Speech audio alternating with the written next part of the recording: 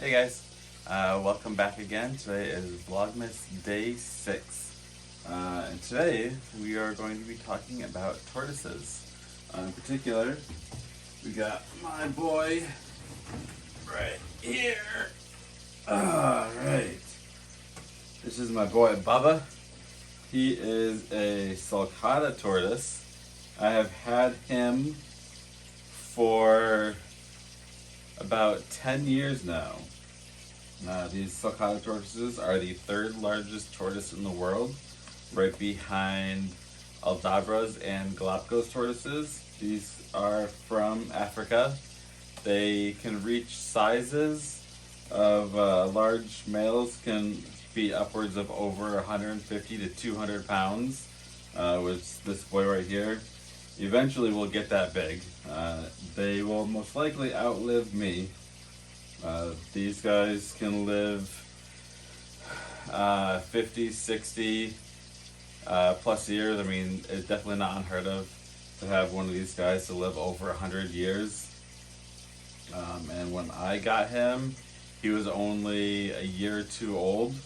So at most, he might be between 12 to 15 years old right now. Last time we got him on the scale, he was close to 20 pounds.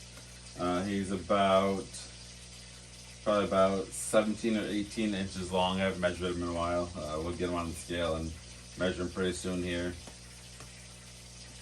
But he is definitely, sulcatas are not for everyone. Being one of the largest tortoises, this pen that you can see right here is a very, very temporary enclosure. Being up here in upstate New York, I can obviously not keep them outside all year round. I'll throw some pictures right here of what their outdoor enclosure looks like. I built them a 10 by 15 pen a year and a half ago outside. So for the warmer months of the year up here in upstate New York, both my tortoises live outside there. They can live outside probably 5 to 6 months out of the year. Usually they'll go outside, it'll be warm enough in May, late May, sometimes into early June. But usually by mid to late May, it's warm enough on a daily basis they can go outside. They'll go outside during the days, on warm days, but it'll be too cold to bring them in to leave them outside all night.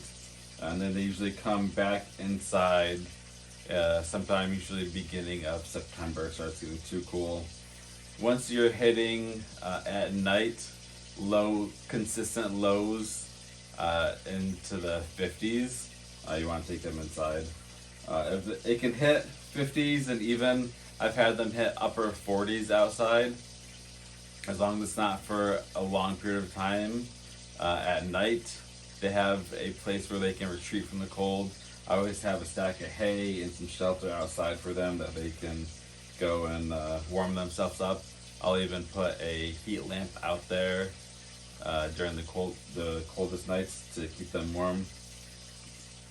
Like I said, as long as it's in very brief period in the upper 40s to low 50s at night, they can stay outside as long as the next day it is not raining. You don't want them to get too wet. They can get sick easily if they are wet and cold. They will catch respiratory diseases and can go downhill really quickly from there.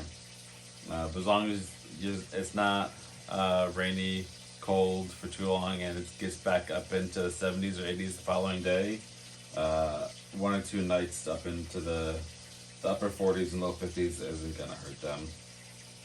But once it starts getting consistently in the low 50s at night is when they come inside, and they get in this pen right here, which these guys are all getting upgraded. I talked in one of our earlier videos a couple days ago about the whole reptile room down here getting a makeover in the next couple of months.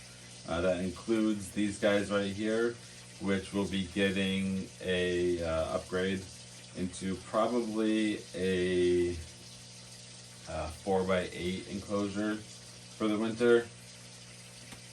Now, like I said, they are in it for half the year right now, and when we get them into the zoo, they will have a large indoor pen that they can stay in, as well as a nice big outdoor pen to go outside during the winter. For vegetation or for food for these guys, they are herbivores, which mean they eat only plant matter. A lot of tortoises, they're actually finding out, will eat carrion out in the wild. If you don't know, carrion is just dead and decaying animal matter. Say they found a dead bird lying along. The tortoises are definitely opportunistic feeders, and will definitely take a bite and eat some animal matter just to keep the vitamin levels and mineral levels in their body up. Get some extra protein, definitely isn't bad for them. But you don't in captivity, we don't feed them any animal matter. They eat a lot, especially when they start getting this big and bigger. He'll go through during the summer, warmer months. He'll go through a head of lettuce a day. You don't want to feed iceberg. It has little to zero nutrients in it at all. When you're feeding them, you want to stick to the darker greens. I tend to go towards mustard greens, dandelion greens, turnip greens, and I'll also throw in some endives and some Swiss chard, romaine for greens. You want to stay away from spinach. Spinach actually has a chemical or enzyme in it that actually it stops them from being able to absorb the calcium, because spinach is actually very high in calcium, but because of the substance or the chemical in spinach, it stops them from being able to absorb the calcium that's in it into their bodies. So it's actually not good for them at all. So you want to stay away from spinach. Kale is debatable. There is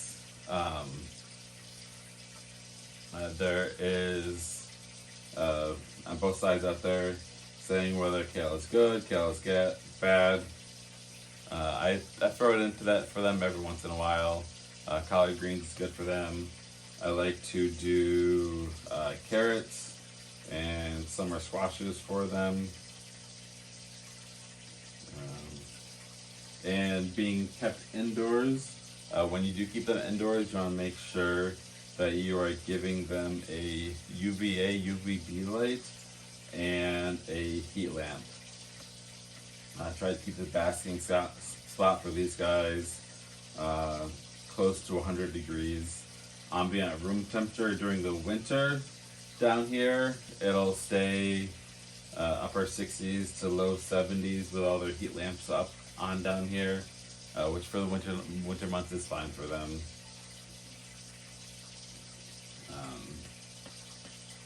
Yeah, that is our Sulcata Tortoises. Just want to thank you guys for stopping by for this quick little video with us today. If you don't mind, go ahead hitting that like button down below. Subscribing if you'd like to see more stuff like this. Check out some more of our animals that we have here. In the next few days, we'll be doing our red tegi that we have here. We'll be doing some leopard geckos and crested geckos, red-eared sliders and yellow belly sliders, Russian tortoises, a couple of pretty much whatever else we got in here. Our boa constrictors. So check us out. Hit the notification bell so you know when we're going to be uploading videos, which will be every day this month until Christmas. Check us out over on YouTube at Reptile Haven Wildlife Center. Check us out on Instagram at the Reptile Haven _Wildlife Center. And you can also go over and check us out on Patreon, where for as little as, I believe, $2 a month, you can support us over there, help us take care of our animals. All the money that we get goes towards our animals and towards our future zoo. So we will see you guys tomorrow.